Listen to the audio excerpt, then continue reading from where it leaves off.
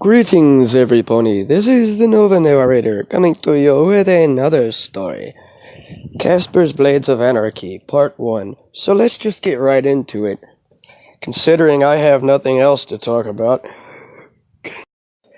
It was a calm, serene, sunny day in the skies of Canterlot, as the princesses were taking a meeting, but two of them have yet to show up yet, as Celestia and Luna start to get a little bored, as Luna looks at Celestia, sighing contentedly and asking her, and remember this is Luna, asking her, when is the others going to get here, sister? Celestia just looks back at her and shrugs her shoulders, or what ponies have as shoulders,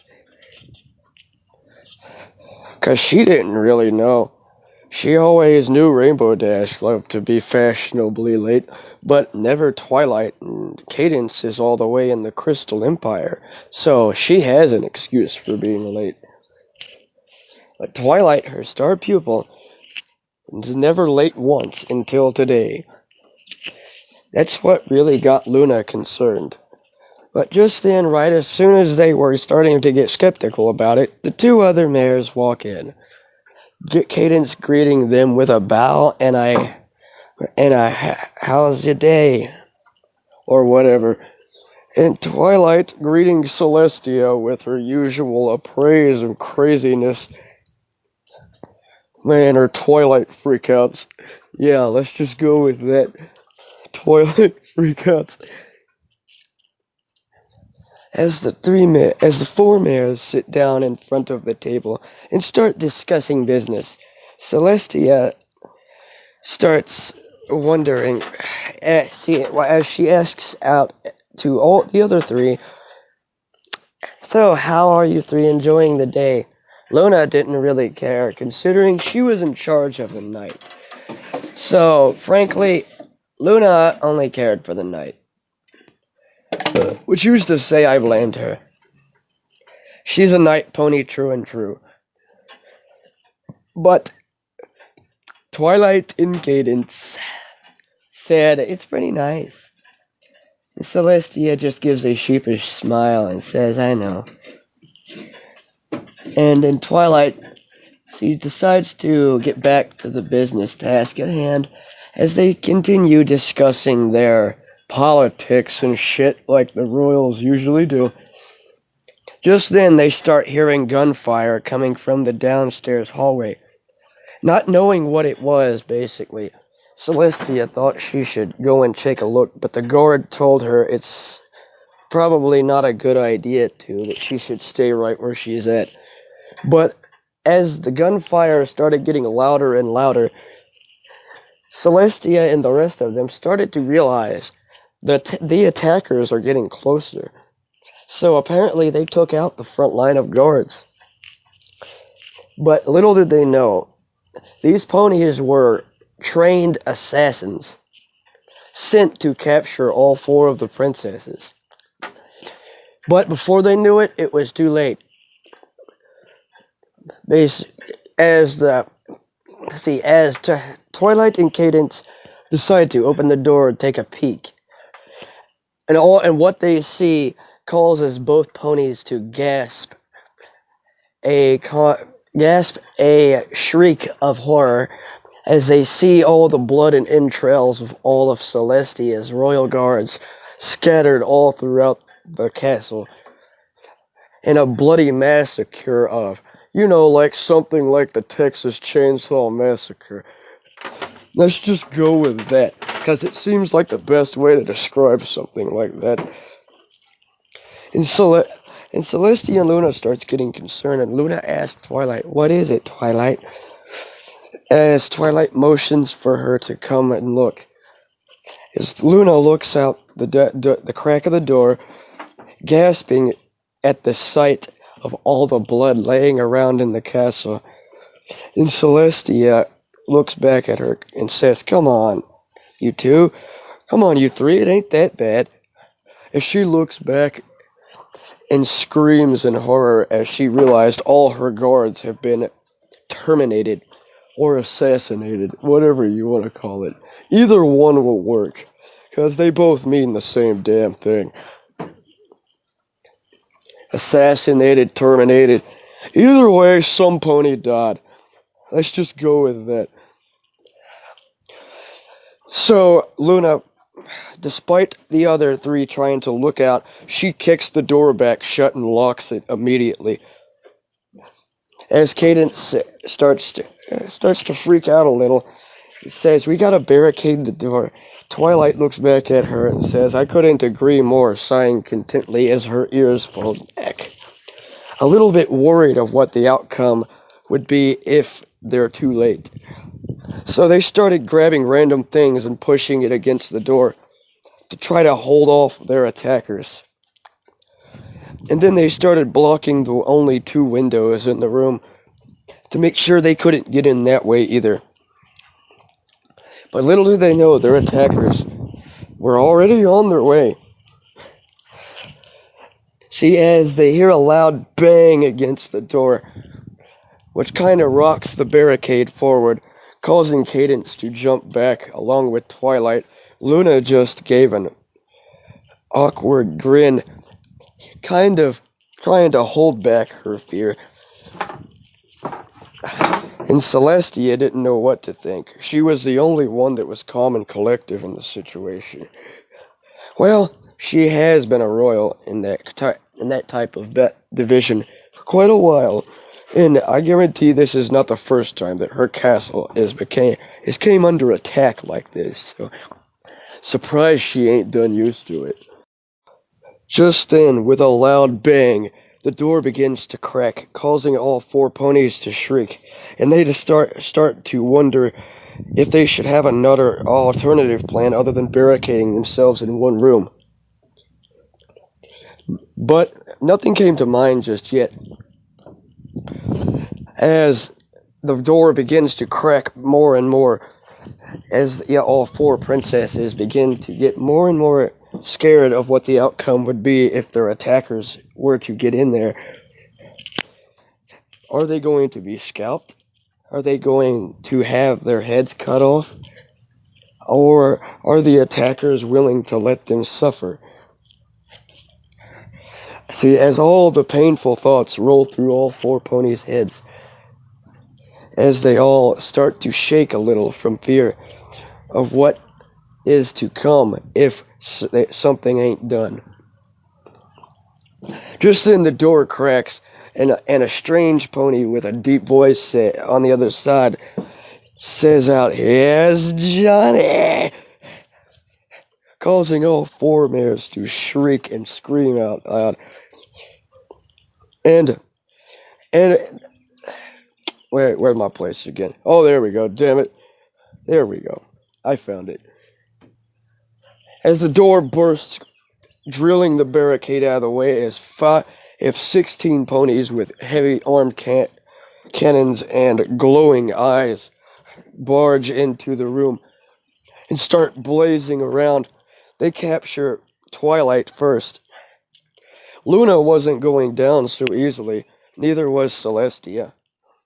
But after being subdued, Celestia gave in and realized her fate was sealed, as Luna didn't really want to leave her sister behind, which really led in her capturization, as she got captured by Johnny, who threw the brace around her, tying her up with a single click as she falls to her haunches against the ground, sliding her chin where she was running. Cadence just gasped, considering she's the only one left, as Celestia screams out, "Cadence, go get the main six and go to the mountain in between the Badlands and the Valley of Death." She just nods with Celestia, flies out the window in search for that mountain. But first she's gotta go tell the main six what's going on, so they don't get worried when Twilight don't come back. Flying off, basically, Cadence begins to worry what's going to become of the three other princesses. Are they going to survive? What if no one gets to them in time? And then she shook those thoughts out of her head, not wanting to think of what all the gruesome things that could happen to Celestia, Luna, and Twilight if she's too late. So she decides to fly a little faster, landing at Twilight's castle and finding Rainbow Dash out front as she tackles her to the ground in a frantic display of both fear and desperation. Rainbow looks back up at her awkwardly and asks, "Cadence, are you okay?" Cadence just shivers a little bit in fear and decides to reply, "Twilight and Celestia and Luna has been taken by Badlands ponies. By Badlands ponies. So we gotta save them. But first, y'all know where the mountain in between the Badlands and the Valley of Death is?" As Rainbow points off in the distance, "Last time I checked, it's over there," she says. Cadence just smiles, content with what Rainbow said and proud of her for knowing what Celestia was talking about, as she finds Pinkie Pie in the usual place, Sugar Cube Corner, and she explains everything to her. Naturally, Pinkie starts freaking out. That's right when Rainbow slaps the sense back into her and says, "Pinkie, stick with reality. Freaking out's not going to help anything." And Pinkie just nods in agreement as they go and get Rarity. See, Rarity, after they explained everything to her, she did that one thing, basically. Out of all the things that could happen, this is the worst, most possible thing. Yeah, I had to go there. Come on, that setup for that scene, no, that's pretty much perfect. As she faints against her fainting couch, which Pinkie decides to slap the sense into her and says, "That's not going to help anything, Rarity." Rarity just nods in agreement, because, really, laying around fainting on a couch, how is that going to help the three princesses that were captured? So they decide to get the other two, Fluttershy. Fluttershy was a little scared at the thought of Badlands ponies. But when she heard they got Twilight, Luna, and Celestia, she was all the more willing to help. And Applejack was too, considering that she didn't really much like Badlands ponies, she said. Yeah, I hope that sounded country enough, because I know Applejack's one of those country-style farm ponies. I hope I got it right. I sound more like an ignoramus. Let me just get back to the story. As they all decide to figure out what's on top of that mountain. Cadence didn't really know what was on top of it, considering she's never been there herself. There's been rumors saying there's an old universal galaxy protector army that lives up there, called Shadow Forest. That's where they keep their headquarters. That's just rumors. Rumors state they've had their headquarters there ever since they moved to Equestria. And they've been protecting the galaxy from evil creatures ever since. Cadence was surprised that Rainbow Dash, of all ponies, knew more about it than any of them. Considering Rainbow wasn't much for studying, or ever was, considering most lectures bore her to sleep.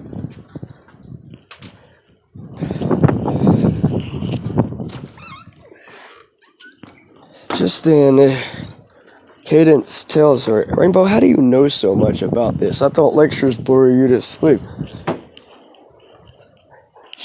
And then Rainbow looks back at her, snickering slightly. "That's because I only pay attention to the awesome stuff."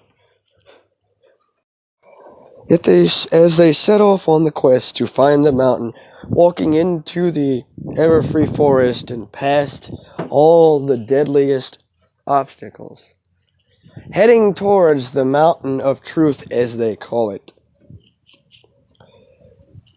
which is standing up tall in between the Badlands and the Valley of Death.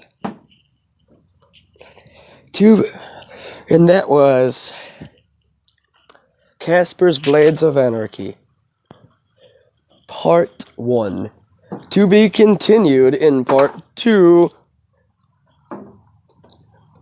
This has been the Nova Narrator.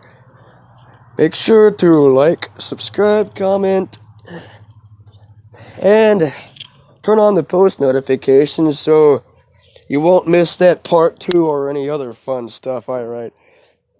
Peace out, y'all.